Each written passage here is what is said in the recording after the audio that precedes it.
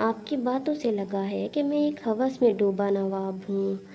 مانتا ہوں نوابوں کی تصویر بہت سے لوگوں کی نظروں میں خراب ہے۔ یہی بولتے ہیں کہ کتنی شادیاں کرنے والے نواب، عورتوں کا رقص دیکھنے والے۔ پہلے رباب تھی زندگی میں تو بس اس سے اپنی جوان ضروریات پوری کیں، کبھی حرام راستہ نہیں چنا میں نے۔ اب آپ ہی میری بیوی ہیں تو آپ سے بھی کرتا ہوں۔ یقین جانے چھوٹی بیگم، آپ اور رباب کے علاوہ میں کسی عورت کو نظر اٹھا کر بھی نہیں دیکھوں، چاہے وہ کتنی ہی خوبصورت اور بے پردہ کیوں نہ ہو۔ میری ضروریات آپ دونوں سے شروع ہو کر آپ دونوں پر ہی ختم ہوتی ہیں۔ اگر میں آپ کو آپ کا حق نہ دوں، پھر میں خدا کے آگے کیا جواب دوں گا؟ ایسا ہی رباب کے ساتھ ہے۔ میں نے مان لیا ہے کہ میری زندگی میں اب 2 عورتیں ہیں جو دونوں مجھ پر حلال ہیں، اور میں آپ دونوں کے علاوہ کسی کا نہیں ہو سکتا۔ ہاں، کبھی کبھی مجھ سے توازن قائم کرنے میں بھول چوک ہو جاتی ہے، پر میں بھی ایک انسان ہوں۔ کیوں سب کو یہ لگتا ہے کہ ریاست کا اتنا بڑا نواب غلطی نہیں کر سکتا؟ کر سکتا ہے چھوٹی بیگم، فرشتہ نہیں، ایک بشر ہوں میں۔ یہ بولتے اپنی آنکھوں میں آئی ہلکی سی نمی کو وہ نامحسوس انداز میں چھپا گئے تھے۔ وہیں روشال کا دل آج پھر اس کے مزاج خدا نے اپنا کر لیا تھا۔ وہ اپنے شوہر کی اسیر ہو گئی تھی۔ وہ ایک دم ان کے قریب ہو کر ان کے سینے پر ہاتھ رکھی اور بولنے لگی، نواب جی، بس چھوٹی بیگم، اور نہیں، اب چلے نیچے، آپ کو ٹھنڈ لگ جائے گی۔ یہ بولتے وہ نیچے کی طرف بڑھنے لگے کہ ایک دم روشال نے ان کا ہاتھ پکڑا تھا۔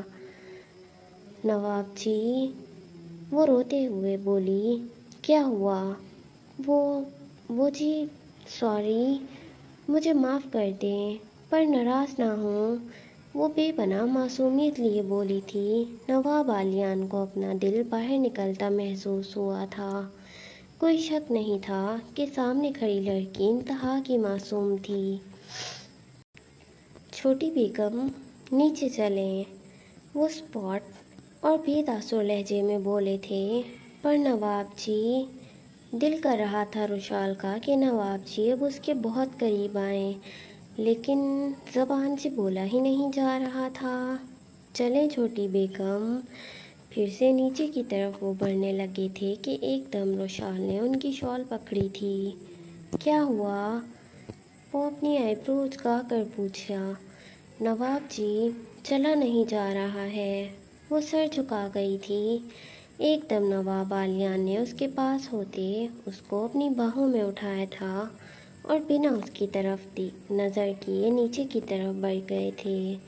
پر جو کوئی تھا اس وقت چھت پر بھیگتے گاڑیوں کے کور اٹھانے آیا تھا، وہ روشال کو نواب عالیان کی باہوں میں دیکھتے اندر تک سلگا تھا۔ اس کا بدن آگ کی لپیٹ میں آیا تھا، آنسو اس کے گال کا حصہ بنے تھے۔ نواب عالیان علی خان، مجھ سے میری محبت چھینی؟ جلدی میری روشال میرے پاس ہوگی، ورنہ میرا نام بھی سہیل تنویر نہیں ہے۔ روشال کچھ دیر بعد چینج کر کے کمرے میں آئی۔ اس وقت وہ سمپل سی اورنج کرتی ٹراؤزر میں تھی۔ بھیگے بال سلجھے اس کی کمر پر پڑے تھے۔ صبح کے 5 بج رہے تھے۔ سامنے دیکھتے روشال کی ہیزل بلو آنکھیں شدت سے بھیگی تھیں۔ نواب جی جو اپنی جگہ پر سمپل سے بلیک شلوار قمیض میں اس کی سائڈ سے رخ پلٹ کر سو رہے تھے۔ جب سے وہ کمرے میں آئے تھے انہوں نے کپڑے پہن کر پھر روشال سے بات نہیں کی تھی۔ اف، اب کیسے مناؤں گی اپنے مزاج خدا کو یا رب؟ یہ بولتے اپنی بھیگی آنکھیں اپنے دوپٹے سے صاف کرتی وہ اپنی جگہ پر جا کر لیٹ گئی۔ نیند اب کہاں آنی تھی چھوٹی سی روشال کو؟ اس کے نواب جی جو سے خفا ہو گئے تھے۔ 3 دن گزر گئے تھے۔ اس دن کے بعد نواب عالیان نے روشال سے کم ہی بات کی تھی۔ زیادہ باتیں ہوتی بھی کیسے؟ نواب عالیان سارا دن گھر سے باہر رہتے تھے۔ جب وہ باہر ہوتے تو نہ رباب کی کال کا جواب دیتے اور نہ ہی رشال کے میسج کا، جو وہ اکثر اردو میں لکھ کر ان کی خیریت دریافت کرتی تھی۔ دوپہر کا وقت تھا۔ نواب عالیان کسی کام سے حویلی آئے تھے۔ اس وقت ان کی کوئی اہم فائل حویلی میں رہ گئی تھی۔ وہ ہال میں داخل ہوئے۔ رشال جو بجھی بجھی سی دادی جان کے پاس بیٹھی تھی، جیسے ہی نواب عالیان ہال میں داخل ہوئے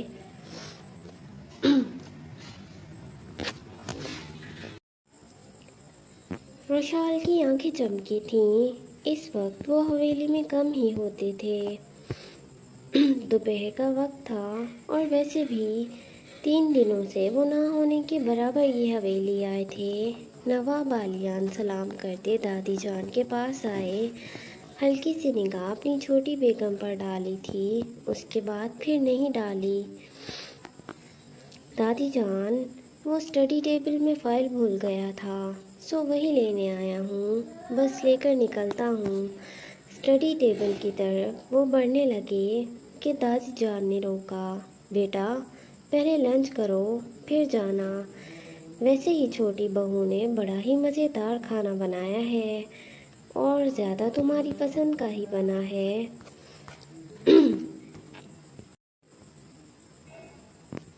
رشال جو پھیکی نگاہوں سے اپنے نواب جی کو دیکھ رہی تھی، اس کو سمجھ نہیں آ رہا تھا کہ وہ کیسے اپنے نواب جی کو منائے۔ اس کو معافی مانگنے تک کا موقع نہیں دے رہے تھے وہ۔ اب تو ویسے ہی نواب جی رشال کا پیار تھے، وہ ان کو زیادہ دیر خفا نہیں دیکھ سکتی تھی۔ پر دادی جان، جاؤ بیٹا، بیٹھو ڈائننگ ٹیبل پر، اور چھوٹی بہو کھانا لگواؤ شمسا سے بول کر۔ جی، وہ یہ بولتی ایک نظر نواب عالیان کو دیکھتی کچن کی طرف بڑھ گئی تھی۔ اب نواب عالیان ٹیبل پر بیٹھے تھے اور رشال ان کے آگے کھانا لگا رہی تھی۔ نواب عالیان کا چہرہ حد سے زیادہ سنجیدہ تھا، جو چھوٹی سی رشال کو اندر تک ڈرا رہا تھا۔ رشال نے ڈرتے ڈرتے نواب عالیان کی پسند کا بھونا ہوا مٹن ان کی پلیٹ میں ڈالا اور ایک میں بریانی اور دہی کی بوندیاں۔ چھوٹی بیگم بیٹھیں، نواب عالیان خان نے ایک بائٹ لیتے ہوئے بولا۔ رشال جو چپ چاپ اپنی کرسی پر بیٹھ گئی، نظریں نیچی تھیں جن میں بہت سے آنسو امڈ آئے تھے۔ کھانا کھائیں، یہ بولتے نواب عالیان نے پلیٹ میں خود بریانی اور دہی بھلیاں ڈال کر رشال کے آگے کی تھیں۔ سنیں، میں نہیں، وہ جھجکتے ہوئے بولی تھی، وہیں دل شدت سے غمگین ہوا تھا۔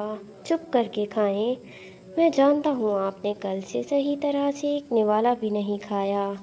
20 منٹ ہیں آپ کے پاس، سارا کھانا ختم ہو، ورنہ میں آپ پر بالکل رحم نہیں کھاؤں گا۔ اس حویلی میں ایک بھوت کا کمرہ ہے، وہاں میں نے آپ کو بند کر دینا ہے۔ بھوت کا نام سنتے رشال کے جسم سے روح نکلی تھی، اس کی ٹانگیں کانپنے لگی تھیں۔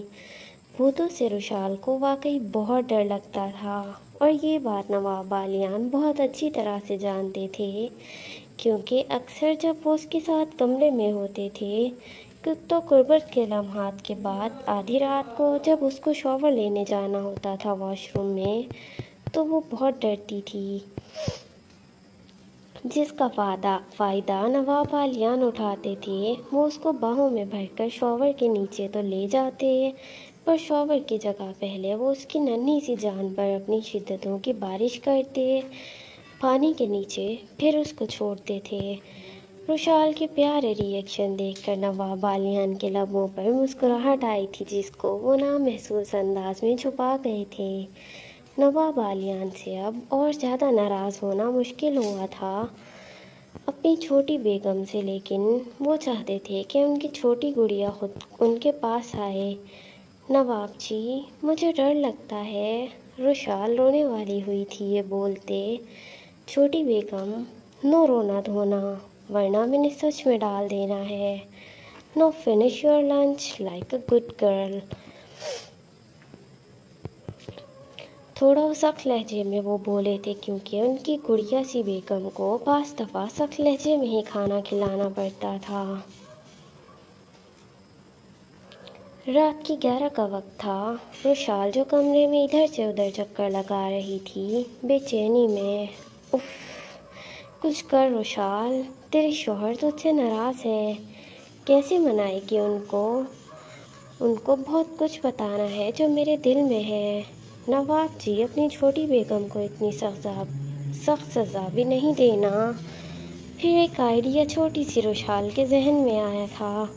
कुछ देर बाद शम्सा कमरे में आई। क्या हुआ रुशाल बीवी, आपने बुलाया?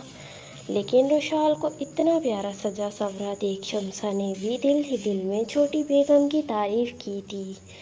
कोई शक नहीं था कि वो बहुत ही खूबसूरत छोटी सी नाजुक लड़की थी। सबसे प्यारी तो उसकी आँखें थीं। रुशाल, जिसने बहुत ही खूबसूरत लहंगा पहना हुआ था, जिसकी चोली बहुत ही खूबसूरत कामदार थी, जिसमें से उसका पेट हल्का हल्का नज़र आ रहा था। अंदर से भी रुशाल ने ख़ुद को अच्छी तरह सजाया था, जो नवाब आलियान की पसंद थी। बाल खुले थे और पीछे से चोली बस चूड़ीदार, बस डोरियों के जाल से ही बंधी हुई थी। वो सुनो शम्सा, नवाब जी कहाँ हैं इस वक्त? बीबी जी, नवाब साहब तो इस वक्त अपने डेरे में हैं। अच्छा, रुशाल ने कुछ सोचा था मुंह में एक उंगली डालकर। अच्छा शम्सा, मेरी एक मदद करोगी? रुशाल बहुत मासूमियत से बोली थी। जी बोले छोटी बीबी। क्या छोटी बीबी? नहीं, ये बहुत ही मुश्किल काम है। नवाब जी मुझे उड़ा देंगे। वही रुशाल भी थोड़ा डरी थी, पर उसको ये करना ही था। नवाब आलियान, जो हवेली के अंदर ही एक साइड पर उनका बहुत बड़ा डेरा बना हुआ था, वहाँ थे। आज रात उनका वहीं गुजारने का इरादा था। नवाब आलियान, जो इस वक्त डेरे में अपने ख़ास कमरे में थे, जो बहुत बड़ा सा हॉल नुमा था, जहाँ बीच में उनका नवाबों वाला तख्त था, वहीं पूरे हॉल में बहुत ही खूबसूरत कारपेट सजा हुआ था, जहाँ साइड पर लाइन से कुर्सियाँ लगी हुई थीं। इस वक्त डेरे में बस नवाब आलियान और बाहर उनका वफादार गार्ड खड़ा होता था। नवाब आलियान, जो इस वक्त ब्लैक शलवार कमीज़ पर ब्लैक ही शॉल डाले सिगरेट फूंक रहे थे, आज वो चेन स्मोकर बने हुए थे। आज शिद्दत से उनका जिस्म अपनी छोटी बेगम की कुर्बत मांग रहा था। ये पूरा हफ्ता छोटी बेगम का था, पर नवाब आलियान एक दफ़ा भी उस नन्ही सी गुड़िया के नज़दीक नहीं गए थे। वो नाराज़ नहीं होना चाहते थे, लेकिन वो उस मासूम को ये समझाना चाहते थे कि उसको हालात का सामना करना आना चाहिए। अब वो कोई आम लड़की नहीं, नवाब आलियान की छोटी बेगम थी। अब वो इतनी सी बातों से उससे नाराज़ नहीं हो सकती थी। अगर वो इतनी सी बातों से उससे नाराज़ होती फिरेगी, तो कैसे आगे उनकी नस्ल की परवरिश कर सकेगी? छोटी बेगम लंबी सांस ली थी नवाब आलियान ने अपनी छोटी बेगम का सोचते हुए। मानता हूँ उस दिन मैं थोड़ी देर के लिए भूल गया था आपका वक्त। वो यह बोले कि अपनी पहली बीवी के इतने सालों की मोहब्बत के आगे झुक गया था। आपको बता नहीं सका कि कुछ पल के लिए आपका नवाब आपको भूला था, क्योंकि आप छोटी हैं, समझ नहीं पाती। लेकिन बाकी जो कुछ उस रात मैंने बोला था, वो लफ्ज़ बलफ्ज़ मेरे दिल की सच्चाई थी। आप दोनों बीवियां मेरे लिए बहुत ज़रूरी हैं। शायद अब मैं दोनों के बिना ही अधूरा हूँ। मैं आप दोनों को नहीं छोड़ूंगा। अब ये आप दोनों पर है कि कहीं आप अपने नवाब को छोड़ ना जाएं। वो ये सोच ही रहे थे कि दरवाज़ा खटका कि डेरे के कमरे का दरवाज़ा खटका था। नवाब आलियान, जो अपने ध्यान में बैठे बस सिगरेट के सूटे मार रहे थे, बोले, अंदर आ जाओ। वो इतना सा बोले थे और फिर अपनी सोचों में गुम हो गए थे। एकदम उनके कान में जानी पहचानी बाजीब की आवाज़ आ गई थी। جو ان کے دل اور دماغ کی دنیا ہی ہلا دیتی تھی۔ چھوٹی بیگم یہ بولتے نواب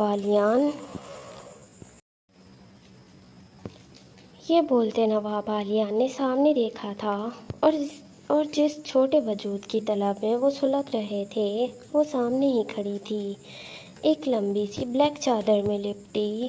چھوٹی بیگم آپ یہاں؟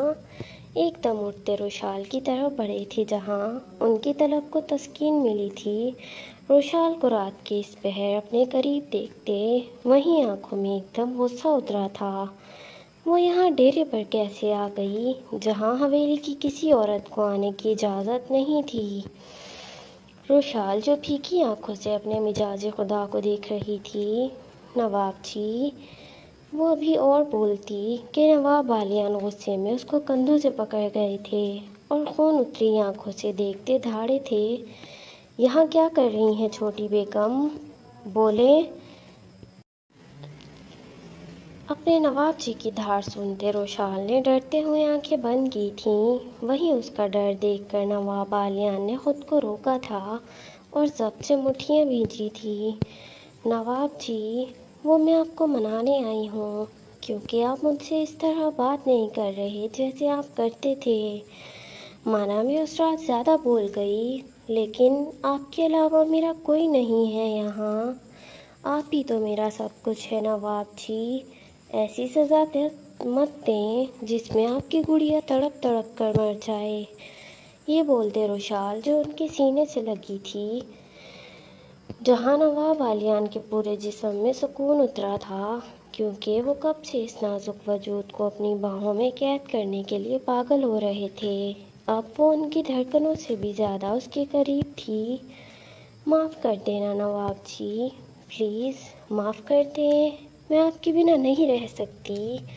یہ بولتے وہ پیچھے ہوئی اور خود کو ننھی سی روشال اپنی ہیل سے اوپر ہوتی اپنے نواب جی کا خوبرو چہرہ اپنے ہاتھوں میں بھر گئی تھی۔ نواب عالیان جو حیرانگی سے دیکھ رہے تھے کہ پہلی دفعہ تھا جو روشال نے ان کا چہرہ تھاما تھا۔ نواب جی، میں آپ سے بہت محبت کرنے لگی ہوں۔ آپ کی بے اتنائی مجھے اندر ہی اندر مار رہی ہے۔ آپ کی چھوٹی بیگم خود سے زیادہ آپ سے محبت کرنے لگی ہے اور آپ کی بے لوث محبت چاہتی ہے۔ روشال جو اپنی محبت کا اقرار اپنے نواب عالیان کے آگے کر گئی تھی۔ یہ سنتے نواب عالیان خاموشی سے کچھ پل اپنی چھوٹی بیگم کو دیکھتے رہے، لیکن ایک دم اپنا ماتھا سہلاتے رخ موڑ گئے تھے۔ نواب جی کا رخ موڑ کر کھڑے ہونا، وہ بھی تب جب روشال نے اپنی محبت کا اظہار کیا تھا، روشال کو جلتے کوئلوں پر کھڑا کر گیا تھا۔ روشال نے تڑپ کر پوچھا، نواب جی، کیا میں کبھی آپ کی محبت یا آپ کی محبت کے آس پاس بھی نہیں کھڑی ہو سکتی کیا؟ نہیں، وہ اتنا سا بولے تھے۔ وہیں روشال جس کا چھوٹا سا دل ٹوٹا تھا، اس معصوم گڑیا کو اپنے من پسند انسان کی ہاں نہیں ملی تھی۔ ابھی وہ کچھ اور بولتے نواب عالیان ایک دم روشال بولی تھی، جب میں کبھی آپ کی محبت کے آس پاس بھی نہیں آ سکتی، بس ایک بچہ پیدا کرنے کے لیے لائی گئی ہوں، تو میں بھی آپ کو بتا دوں کہ میں بھی بچہ پیدا کر کے آپ کو دے کر سہیل کے ساتھ چلی جاؤں گی۔ یہ سنتے نواب عالیان نے رخ موڑ کر قہر بھری نظروں سے روشال کو دیکھا تھا، جو پاگلوں کی طرح اب روتے ہوئے اپنا سب کچھ اتار کر پھینک رہی تھی۔ چادر جو اس نے اچھال کر نواب جی کے قدموں میں پھینکی تھی، اب اس نے اپنا نیٹ کا دوپٹہ نکالا اور پھر سارا زیور۔ اب وہ بس لہنگا اور چولی میں بکھری ہوئی حالت میں چیخ رہی تھی بچوں کی طرح روتے ہوئے، جب آپ ان سے محبت ہی نہیں کر سکتے تو میں بھی سہیل کو بلا کر یہاں سے چلی جاؤں گی آپ کا بچہ پیدا کر کے۔ کسی غیر مرد کا نام سنتے نواب عالیان کے دماغ کی رگیں پھٹی تھیں۔ اب جس عورت کو وہ صرف اپنی ملکیت سمجھتے تھے، وہ کسی شرم حیا کے بغیر کسی غیر مرد کا نام لیتے ان سے دور جانے کی باتیں کر رہی تھی۔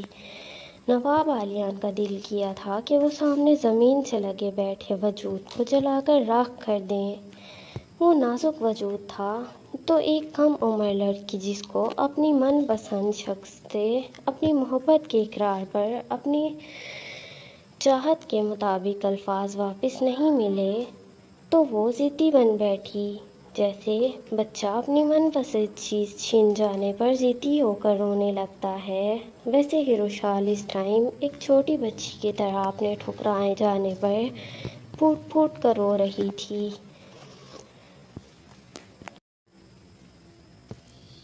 نواب علیان علی خان ایک ہی جسم میں اپنی چھوٹی بیگم کی طرح پڑے تھے، جو زمین پر ہاتھ مارتی بیٹھی بچوں کی طرح رو رہی تھی یا اپنے حال پر آج وہ ماتم منا رہی تھی۔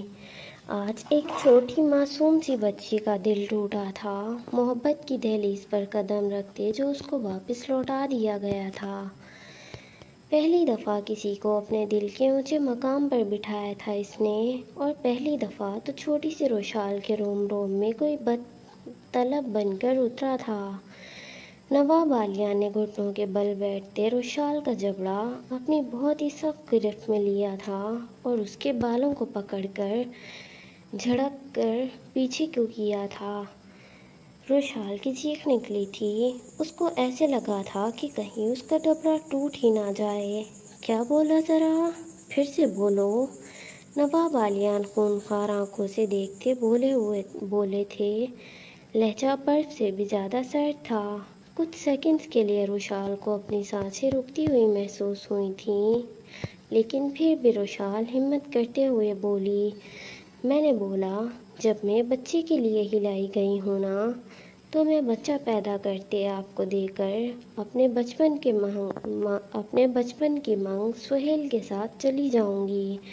وہ گھٹی گھٹی لرزتی ہوئی آواز میں بولی تھی، آنکھوں میں دیکھتے سہیل کا نام اور اس کا تعارف سنتے نواب علیان پاگلوں کی طرح بپھرے شیر کی طرح بے دردی سے ایک ہاتھ سے روشال کے لمبے بال پیچھے گدی سے پکڑتے دبوچ گئے تھے۔ انہوں نے اتنی زور سے پکڑا تھا کہ روشال کو ایسا لگا تھا جیسے اس کی گردن ہی ٹوٹ جائے گی۔ کیا بولا پھر لو اس غیر مرد کا نام؟ نواب علیان تیزی سے دھاڑے تھے۔ روشال جو اب ڈر گئی تھی، دل ٹوٹنے پر بول تو گئی وہ سب، لیکن نواب علیان کے اس رویے سے اس کی جان لبوں پر سجی تھی۔ کیا بولا تم نے؟ پھر سے نام لو اس کا۔ روشال کے منہ کے بہت قریب شیر کی طرح وہ دھاڑے تھے۔ روشال جو روتی سسک رہی تھی، کہاں دیکھا تھا کسی کا ایسا رویہ، اور نواب علیان کا تو بالکل بھی نہیں دیکھا تھا۔ وہ مرد جس نے اس کو اپنے رویے سے بتایا تھا کہ کوئی مرد اتنا پیارا بھی ہو سکتا ہے اور محبت کے قابل بھی، لیکن اب انہی کا ایسا روپ روشال کو پاگل کر رہا تھا۔ روشال آخر ڈرتے ڈرتے بولی اٹکتی ہوئی آواز میں، وہ سہیل۔ وہ اتنا ہی بولی تھی کہ نواب علیان اس کو پیچھے گدی سے پکڑ کر اٹھا گئے تھے۔ روشال کے پورے سر میں کھچ پڑی تھی اور اگلے ہی لمحے وہ بھوکے شیر کی طرح روشال کے نرم پنکھڑیوں پر جھک گئے تھے۔ ایک ہاتھ سے نواب علیان نے اس کے بال بے دردی سے پکڑتے، دوسرے سے بے دردی سے اس کی دھڑکن کو چھوٹی سی قمیض کے اوپر سے ہی مسلا تھا۔ روشال کی تو سانسیں ہی رکنے کو تھیں، کیونکہ نواب علیان کا لمس ہی اتنا آگ والا تھا کہ روشال پگھل کر پناہ ہو رہی تھی۔ نواب علیان کبھی اس کی سانسوں کو پیتے، جس سے روشال اس کی گرفت میں مچل جاتی، اور جب اس کی حالت غیر ہونے لگتی تو نواب علیان اپنی بے رحم سانسیں اس کے منہ میں انڈیل دیتے۔ ایسے ہی سلسلہ چل رہا تھا۔ نواب علیان جو کبھی اس کے نچلے لب کو بے دردی سے کھینچتے اور اپنے دانت کاٹ دیتے تو کبھی اوپری حصے کو کاٹتے۔ اس بیچ روشال نے ان کی بلیک شلوار کو پکڑا ہوا تھا، اور نواب علیان جو ابھی تک اس کے لبوں کی نمی سے لپٹے ہوئے تھے، وہ اپنا سارا غصہ اور اشتعال اس کی لال پنکھڑیوں پر اتار رہے تھے۔ کچھ روز کی طلب اور غصے نے مل کر جنونیت کو انتہائی بڑھا دیا تھا۔ علیان خان کی وہ دیوانوں کی طرح روشال کی سانسیں پی رہے تھے۔ روشال سے اب سہن نہیں ہوا تھا۔ وہ اپنے ناخن نواب عالیان کی سفید گردن پر کاٹ گئی تھی، ان کی بے رحم جنون خیزیوں پر بند باندھنے کے لیے۔